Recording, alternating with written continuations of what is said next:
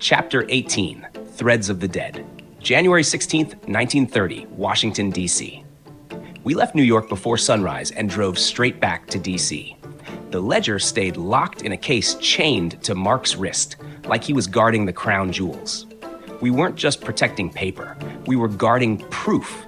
Proof of backroom deals, secret meetings, and a prince too close to people who would soon plunge Europe into chaos.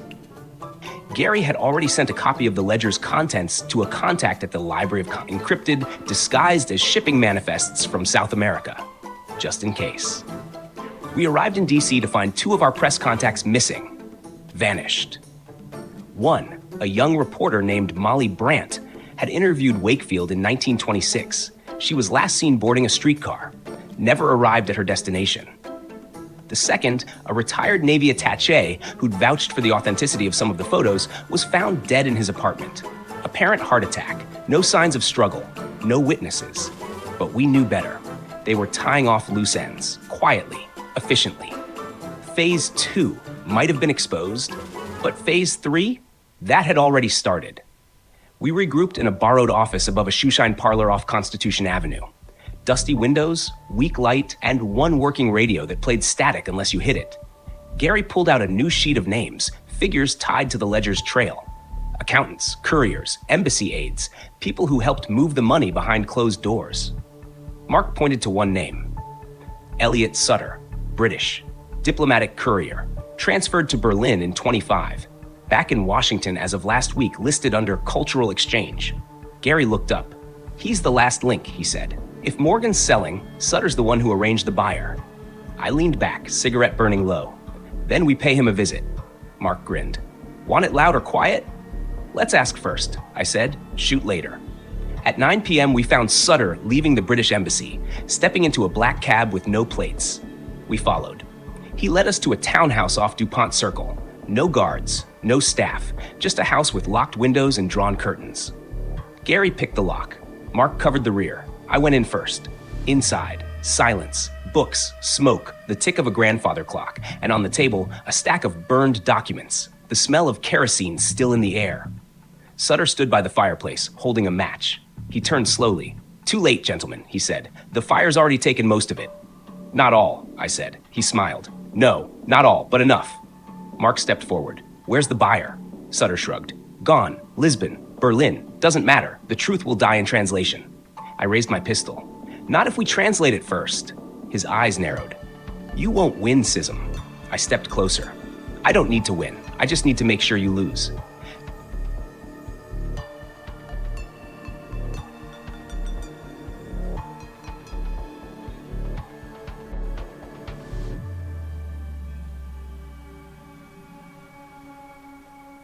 Chapter 19, The Broker's Code. January 16th, 1930. Late evening, DuPont Circle, D.C. The fire crackled behind Elliot Sutter, dancing against the scorched remains of what he couldn't shred fast enough. He stood calm, almost amused, like a man who'd seen the end of the world and found it underwhelming. Truth isn't about proof, Sutter said. It's about control. Mark stepped forward, fists clenched.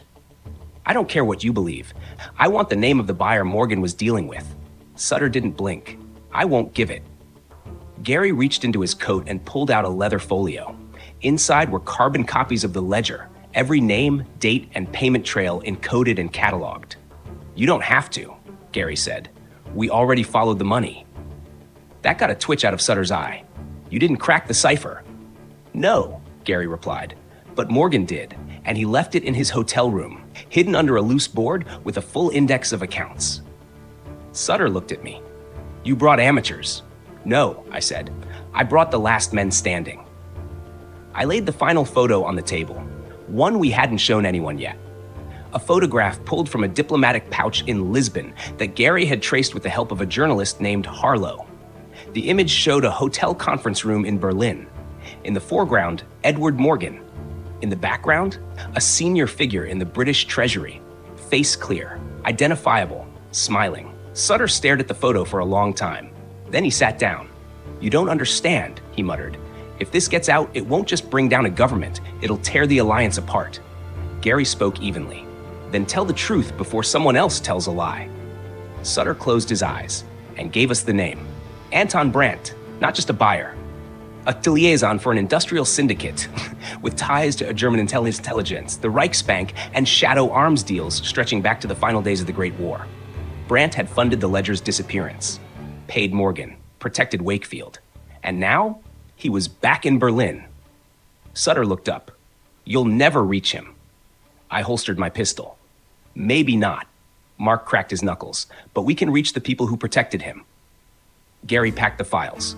"And once we do, they'll fall, one by one." We left Sutter sitting alone, fireplace hissing behind him, a man surrounded by ashes of his own choosing. Outside, the air had turned sharp, cold. Mark looked at me. "You thinking what I'm thinking?" "I am," I said. "It ends in Berlin." Gary nodded. "And it ends soon." I looked up at the Capitol dome in the distance. The fight had crossed borders, oceans, and years. Now it was time to cross the line.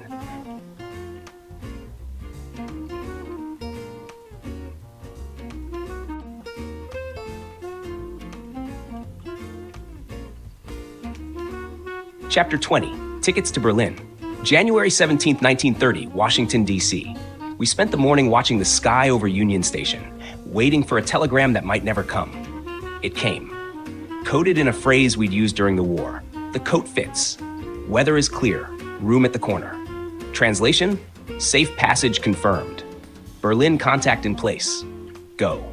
Mark folded the slip and tucked it in his pocket. Gary had already packed 3 sets of false papers, 2 forged diplomatic credentials, and the remaining negatives from the ledger. We weren't bringing the original. We were bringing the threat of exposure. Sometimes that's more powerful than the truth itself. Our contact in Berlin was known only by a code name, Chorus. They were ex-intelligence, loyal to no country, paid in favors, not currency. They had one mission: deliver Brandt to justice or daylight, whichever came first. We boarded the train to New York that evening. The boat to Europe left the following morning. As we rode the rails north, I stared out the window at the flicker of light against snow-covered fields. "You think Brandt knows we're coming?" Gary asked. "Doesn't matter," I said.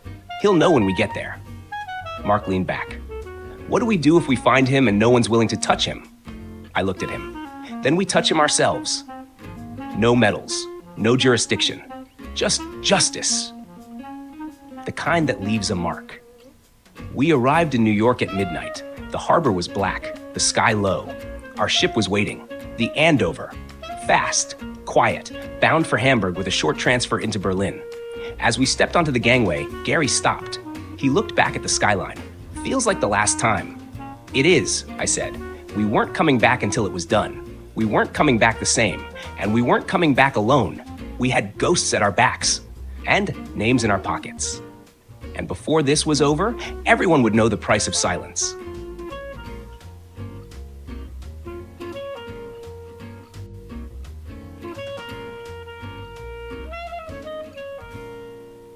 Welcome to Scism Detective Agency stories, where the fog is thick, the coffee's black, and danger is always a step behind. Step into the smoke-filled alleys and shadowed train yards of 1920s America, where every case begins with a whisper and ends with a bang. This channel brings you original noir audio dramas, serialized mystery stories, and voice-over narratives steeped in grit, espionage, and betrayal. Follow former United States Navy intelligence officer Patrick Scism as he uncovers dark secrets in the heartland of the American Empire. Whether you're here for old-school detective tales or period-accurate historical thrillers, you're in the right place. Like what you hear? Hit like, tap subscribe, and ring the notification bell so you never miss a case file. Drop a comment to tell us which mystery has you hooked or who you think did it. Coming soon, join the agency on Patreon. Want more stories, exclusive case files, behind-the-scenes content, and early access to new episodes? Our Patreon page is launching soon. Help support independent storytelling and get inducted into the inner circle. The cases are open. The city never sleeps. And you're on the list. Welcome to the Scism Detective Agency.